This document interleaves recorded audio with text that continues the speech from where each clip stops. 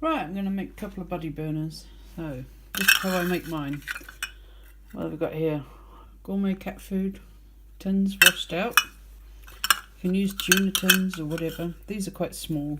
You can get an hour and a half, nearly 2 hours burn out of these. So these are fine. Tuna tins are a bit bigger. You need some corrugated cardboard. Cut into strips. You need some wax. I use old candles. I use a hammer and screwdriver to break it up. You need a pan with some water in it. I use an old frying pan with some water in there. I put the wax in here, which is a metal cup measurement. So I just use it. I've got other measuring cups, so I just use this one for the wax now. And it's handy because it's got a little pouring spout and it's got the handle, but you can pick up. It doesn't get too hot, so that works out really well. So I'll just light that up and get the wax melting, and then I'll show you how I make the I have got the wax on there waiting for that to melt. Right, I don't know how this is going to work out, but anyway, get a strip of cardboard and you just roll it. Basically, you need to leave a little bit of a gap in there, because that's where you're going to put your wick. So don't roll it. Now don't roll them tight. I just roll it. It's coming a bit of a triangle. What do you know? Anyway, I just roll it without making it tight.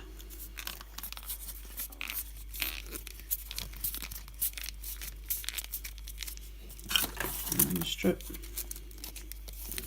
Just roll it around. It's not that fiddly. I don't know. I hope this is filming because I'm not seeing, because I'm filming from the angle from the side. Let's probably get the tin. Yeah, I probably might only be half of one of these. Again, nothing is ever super duper precise when I make it. It might be too big.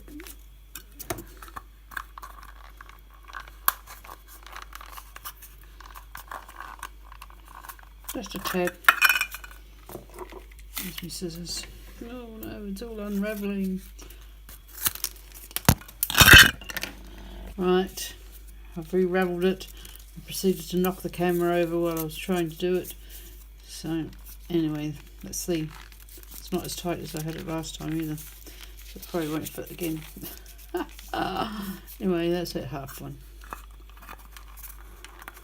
Yeah, like that. Oh, yeah. I used to measure these out, but now I'm sort of used to sort of the depth that I need. You can use a ruler, the width of a ruler as a guideline. That's quite a big gap in there actually. You probably really need a bit of smaller one, but it doesn't really matter. Right, I've now got 2 buddy burners ready to have wax poured into them. And as you can see, half that wax is already melted. See if I can set this up so you can see me pouring it.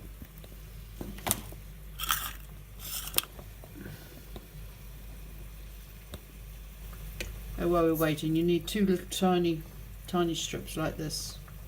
These are going to be your wicks. Yeah. Well, you don't need, if you're making 2, you need 1 for each tin basically. So if you're making 6, you need 6 of them. Yeah.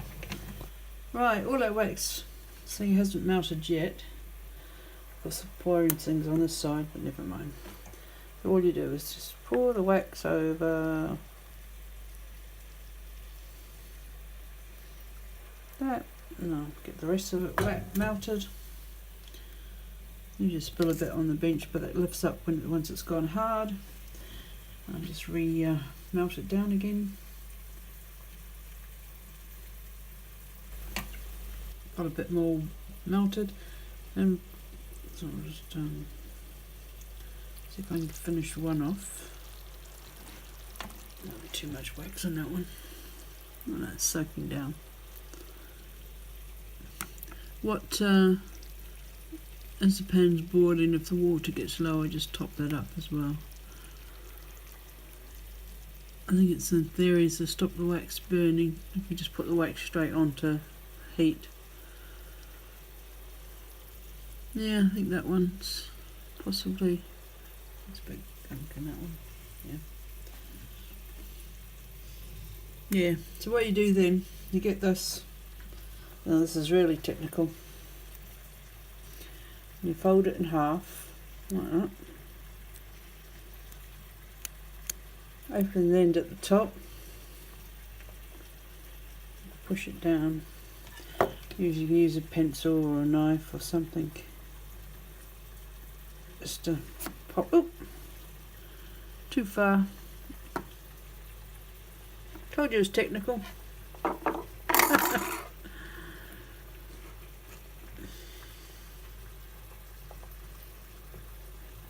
That's because I left that hole, it was quite big, wasn't it? You have to force it in. Oh, I'm trying to do this with my left hand. Just a little bit further. Yeah. And that's what you like. Those two bits sticking out. Could probably do a little bit more wax on there now. So that's basically it. Now I'm just waiting for the wax to cool down and go hard. And they're done.